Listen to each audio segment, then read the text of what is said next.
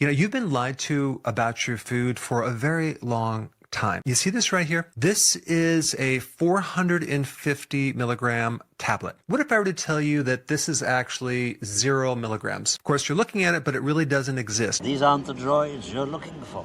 What would you say? I'm crazy, right? Well, this is a loophole that manufacturer companies use to hide ingredients in your food.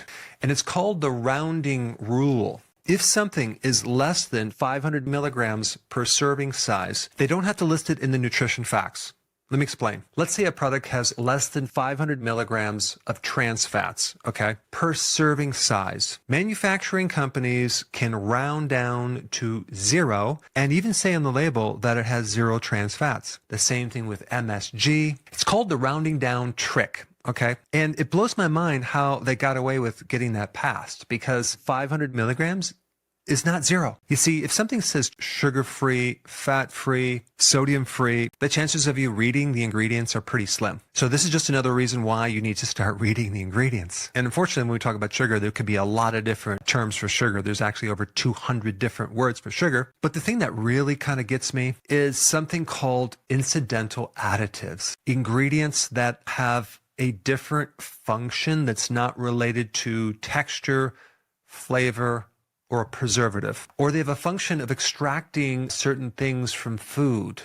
They're called solvents. If that ingredient is less than 5% of the finished product, they don't have to declare it on the label. Now, this could be dextrin, which is a carbohydrate, but it acts more like a sugar. On the glycemic index, maltodextrin can go up to 180. I mean, table sugar is like 74. So even though it's classified as a complex carbohydrate, it acts way more like a sugar. Sometimes maltodextrin is just a filler. So a lot of vitamins have this hidden maltodextrin and you have no idea if it's in there. At the end of this video, I will explain how to identify maltodextrin. But I think the most dangerous thing that's hidden in your food is hexane.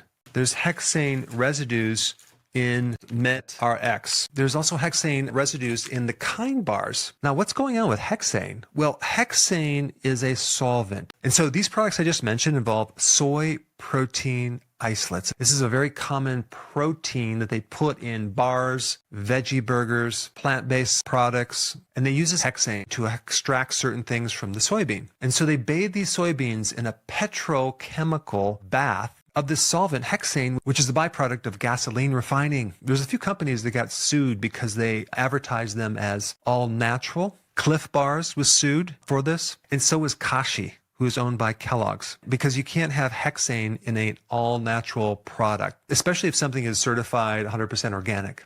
But hexane is classified as a neurotoxin by the CDC and as hazardous air pollution by the EPA. Of course, the soybean industry will argue that, oh yeah, hexane can get evaporated, blah, blah, blah. There's no regulatory body that's measuring how much hexane we're getting when we're eating these foods. They might think that they're getting this clean product, but they're not getting a clean product. And so how these manufacturing companies use this as an exemption is they classify them as a processing aid. And like I said before, it could be like an anti-caking agent, but it can also be a binder. And also a lot of the artificial sweeteners have in them hidden amounts of actual sugar and maltodextrin and dextrose, which is a synthetic sugar, but because they're smaller amounts, they don't have to list them. This is why it's probably good to actually get one of those blood sugar monitoring devices so you can test your blood sugar after consuming some of these products. Like one that I would really want to test would be this one bar here. First of all, it says 20 grams of protein, 1 gram of sugar, but it has isomalto-oligosaccharides. It's classified as a fiber, but it acts just like a sugar. The other thing you have to be careful about is when they say no added sugars, right? In your mind, you're going to feel better about it, like, wow, good, there's no added sugars.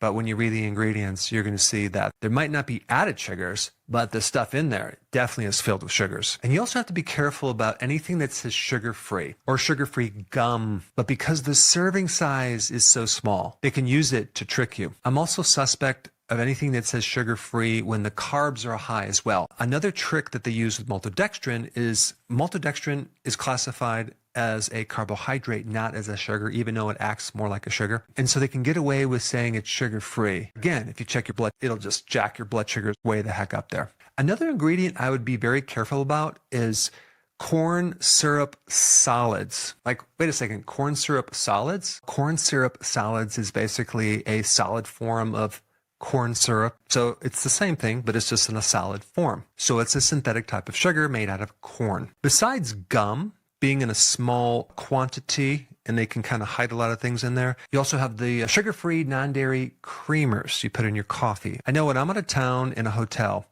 right, there's always this coffee machine, and they always have this, non-refrigerated, non-dairy creamer. Sometimes it says sugar-free. I will not use that in my coffee. Even though I need cream in my coffee, I will just drink it black because I don't trust those creamers. So I have a question for you. What's your thoughts on this 450 milligram capsule really being zero? So now let me show you a great simple way to detect if something has hidden starches in it, like maltodextrin, cornstarch, or food starch. Check this out.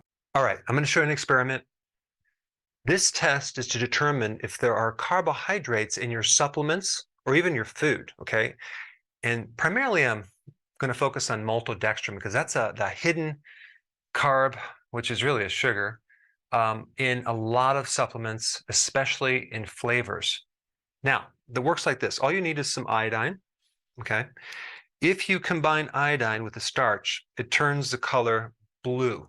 Now, if we take just normal water, okay, I'm just going to take water. We just take a drop or two of iodine in just regular water, tap water. You can see it doesn't turn blue. It stays kind of golden yellow, okay? But if we take some iodine on some wonderful bread, you can see it will turn it blue. Okay, that's the chemical reaction that occurs, which I'm not going to get into why, but it just does that. Now, if we take pure maltodextrin, for example, and put it in some water right here, okay, mix it up, put a couple drops of iodine in it, you can see the color, blue or purple. Okay, that's pure maltodextrin. Now let's take this other electrolyte powder, which is a competitor's brand, which has a very similar formula to mine, like a copycat formula. They state that this is without sugar or maltodextrin. Okay, cool. Okay, so let's add a scoop of that and a couple drops of iodine. Let's see if it has maltodextrin in there.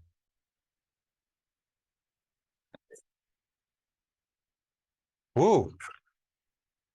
Turns purple-blue. Apparently it does. All right, now let's take my electrolyte powder. Let's see if it has any maltodextrin in there or carbs, starches, I mean. Okay, mix it here. Let's put a couple drops of iodine in there.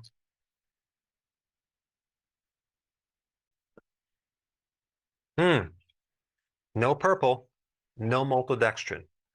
In fact, let's put some even more iodine in there. See if it eventually turns it purple. And the answer is no. It stays yellow gold. And you can try this with anything.